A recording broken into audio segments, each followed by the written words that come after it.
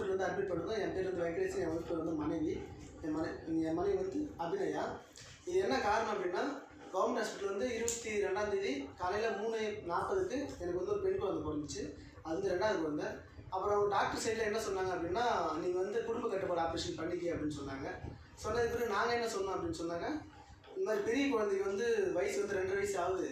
இந்த மாதிரி 1.5 வயசில் போட வேண்டிய தடுப்பூசி இன்னும் போடாமல் இருக்குது. அதனால் வந்து நீங்கள் ஆப்ரேஷன் பண்ண தேவையில்ல அப்படின்னு சொல்லி நாங்கள் சொன்ன பிறகு, குழந்தை பிறக்கிறப்பே எங்களை கேட்காம வந்து கருத்தடை சாதனம் காப்பர் டீ அப்படின்னு ஒன்று சொல்லுவாங்க, அது வந்து பொருத்திட்டாங்க. அது இன்னமும் கொஞ்சம் ப்ராப்ளமாக இருக்குது. வலிக்குது, சூடு பிடிச்சிருக்கு அப்படின்னு சொல்லி பிரச்சனையாக இருக்குது. இதுக்கு நாங்கள் என்ன பண்ணோம், 25ஆம் தேதி அன்றைக்கி நாங்கள் போய் டிஸ்சார்ஜ் பண்ண சொல்லி கேட்டோம். கேட்டதுக்கு அவங்க என்ன சொன்னாங்க, டிஸ்சார்ஜ்லாம் பண்ண முடியாது, நீங்கள் வந்து ஆப்ரேஷன் பண்ண மட்டும் தான் நாங்கள் டிஸ்சார்ஜ் பண்ணுவோம் அப்படின்னு சொல்லி சொன்னாங்க. சொன்னதுக்கு பிறகு நாங்கள் என்ன பண்ணோம், சரி ஓகே அப்படின்னு சொல்லிட்டு 26ஆம் தேதி அன்றைக்கி இது மறுபடியும் 26ஆம் தேதியும் வந்து நீங்கள் ஆப்ரேஷன் பண்ணுறது போக முடியாது அப்படின்னு சொல்லி சொன்னாங்க. சொல்லிவிட்டு லாக் பண்ணிட்டாங்க. டிஸ்சார்ஜ் பண்ணாமல் நாங்கள் வந்து வெளியே வர முடியாதுன்ற காரணத்தால் அப்புறம் நான் என்ன பண்ணேன், எனக்கு தெரிஞ்ச அண்ணன் சங்கர் அண்ணன், அவரை நான் ஃபோன் பண்ணி சொன்னேன். சொன்ன பிறகு அப்புறம் அவர் வந்தார்.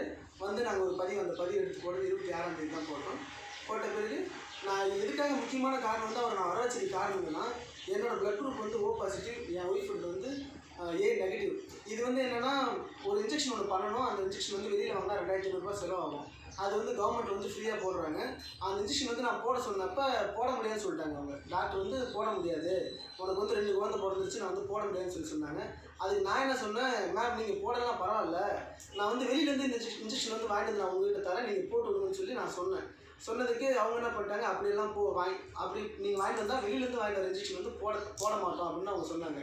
அதுக்கு நான் என்ன சொன்னேன், அப்படி நீங்கள் சொல்கிறீங்கல்ல, இது வந்து எனக்கு தான் பெரிய ப்ராப்ளம், பின்னாடி ஒரு குழந்தை இருக்குன்னா பிரச்சனையாகும் அப்படின்றதால நான் என்ன சொன்னேன், நீங்கள் எனக்கு டிஸ்சார்ஜ் பண்ணணும்னு சொல்லி கேட்டேன். இது நடந்தது வந்து 23ஆம் தேதி நடந்தது. 23ஆம் தேதி சண்டே அன்றைக்கி மதியமாக இது நடந்தது.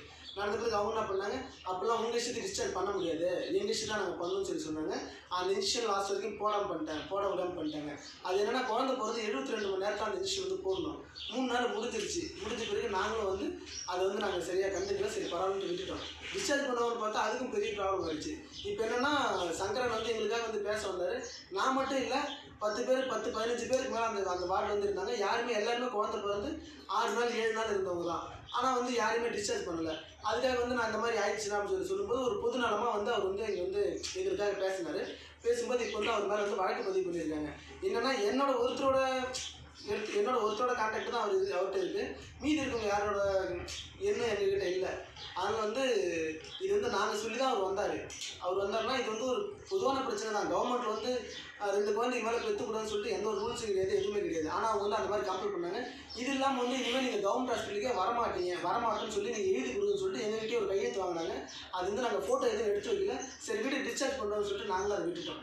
வணக்கம், நன்றி.